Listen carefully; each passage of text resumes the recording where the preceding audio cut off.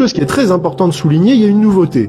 C'est-à-dire que le pouvoir de ces nouvelles dynasties financières, économiques, industrielles est un pouvoir qui cherche à demeurer caché. Et ça, c'est très important de le souligner, parce que autrefois, toute personne qui avait du pouvoir, de l'Antiquité la plus ancienne jusqu'à, on va dire, la Révolution française, ou en tout cas l'ère moderne, les gens qui ont du pouvoir veulent que ça se sache. Quand vous rentrez, par exemple, sur les terres de la maison de Savoie, vous saviez que le patron, c'était voilà le duc de Savoie. Quand vous alliez en Lorraine, vous saviez que le chef, c'était le duc de Lorraine. Sur les terres du roi de France, c'était le roi de France.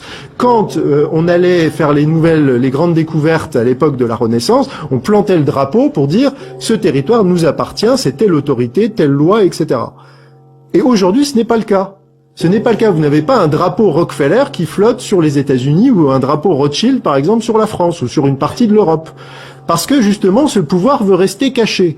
Et pour vous dire à quel point il cherche à rester caché, il paye des sommes absolument considérables pour que les informations que je suis en train de vous donner ce soir ne soient pas diffusées. C'est-à-dire que les médias vont ne surtout pas parler de ça. Par exemple, je vous ai parlé de la Fed. Combien d'Américains, jusqu'à récemment, parce que ça s'est diffusé par des canaux alternatifs, mais les Américains étaient dans l'ignorance que leur monnaie, le dollar, appartenait en fait à des structures privées. Aujourd'hui, ça se diffuse, mais pendant des années, ça a été caché. Et ça a été caché parce que les médias sont contrôlés, parce que il y a même aujourd'hui des fact-checkers qui sont payés pour dire que ce que je suis en train de vous dire, c'est du complotisme de bas étage. Si on mentionne les Rothschild ou George Soros, on est forcément antisémite, etc. Donc il y a des gens qui sont payés pour justement cacher ce pouvoir. Alors pourquoi? Parce qu'il y a une raison.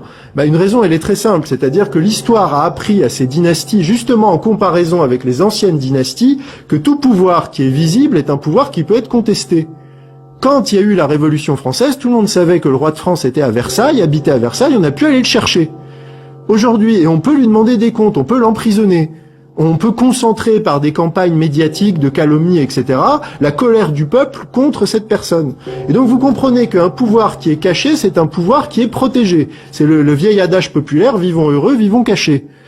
Donc ce pouvoir cherche à demeurer absolument caché pour ne pas être contesté. Et vous comprenez que notamment les politiques servent en fait ce projet, c'est-à-dire que les politiques, et je vais le détailler dans quelques instants, en fait les politiques sont le fusible et sont les gens qui vont concentrer la colère du peuple, vont être la partie visible, les gens avec qui on peut aller faire des concerts de casseroles, avec qui qu'on peut prendre à partie, on peut même les gifler dans la rue comme le cas d'Emmanuel Macron, etc. Mais en fait le patron d'Emmanuel Macron, il pourrait être même peut-être ce soir au milieu de nous dans cette conférence, les gens ne le reconnaîtraient pas. Parce qu'il n'est pas connu, il n'est pas visible. Donc ça, c'est une force absolument extraordinaire. Donc ça, c'est très important. Et donc, vous avez donc ces dynasties, ces grandes dynasties que je viens d'évoquer avec justement ce pouvoir caché. Alors eux ont des relais, c'est-à-dire que leur pouvoir va se développer d'une autre manière, il va se développer à travers des institutions. Alors, qui parmi vous connaît le Forum économique mondial de Davos ? Alors voilà, il y a quand même du monde dans la salle. Qui connaît le CFR, le Council on Foreign Relations? Ah voilà, un peu moins de monde. Qui connaît le groupe de Bilderberg? Voilà. La commission trilatérale? Voilà, bon, je vois que j'ai un public quand même assez éveillé ce soir. Donc vous voyez, voilà, donc ça, ce sont en fait les réseaux de pouvoir, ce sont les gens qui sont en fait où la feuille de route politique va être élaborée et les dirigeants politiques, en fait, ils vont faire l'interface entre ces grandes dynasties qui sont réunies. Alors, et on parle du comité des 300, on parle de choses comme ça qui sont vraiment tout au sommet de la pyramide. Et après, il va y avoir cette interface qui est le CFR, le Forum économique mondial, etc. Et donc ensuite, ça va être la première étape. Et ensuite, ça va être retransmis à des institutions supranationales, donc type UE, OMS, OMC, etc. Et donc en fait, vous comprendrez que la logique qui préside en fait à ces décisions, il va y en avoir deux. C'est-à-dire que vous allez avoir une centralisation et une supranationalisation. C'est-à-dire que le pouvoir va être concentré dans des institutions qui dépassent les cadres des États souverains. Et donc ça, on a de nombreux exemples actuellement. Par exemple, je pense que la plupart d'entre vous savent qu'il y a quelque chose qui est en train d'être discuté en ce moment qui s'appelle le RSI. C'est le Règlement Sanitaire International qui est discuté depuis le mois de mai.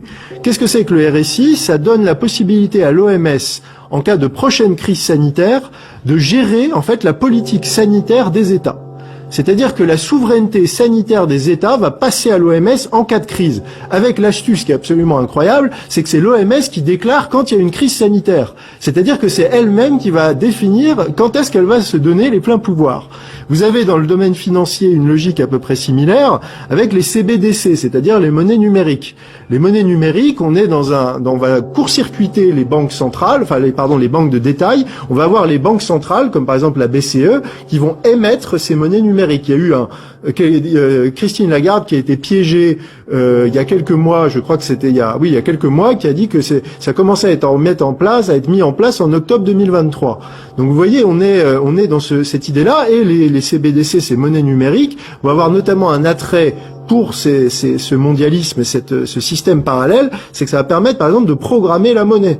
C'est-à-dire que, par exemple, on vous donnera de l'argent, mais cet argent, vous aurez, par exemple, sur votre salaire, 300 € qui sera dédié uniquement à l'alimentation, ou 150 € à l'essence. Les monnaies pourront être programmées. C'est-à-dire que, aujourd'hui, une monnaie, elle ne peut pas être programmée. 1 euro, c'est 1 euro. Mais là, on va pouvoir programmer, ça sera une capacité technique qui existera avec ces monnaies numériques.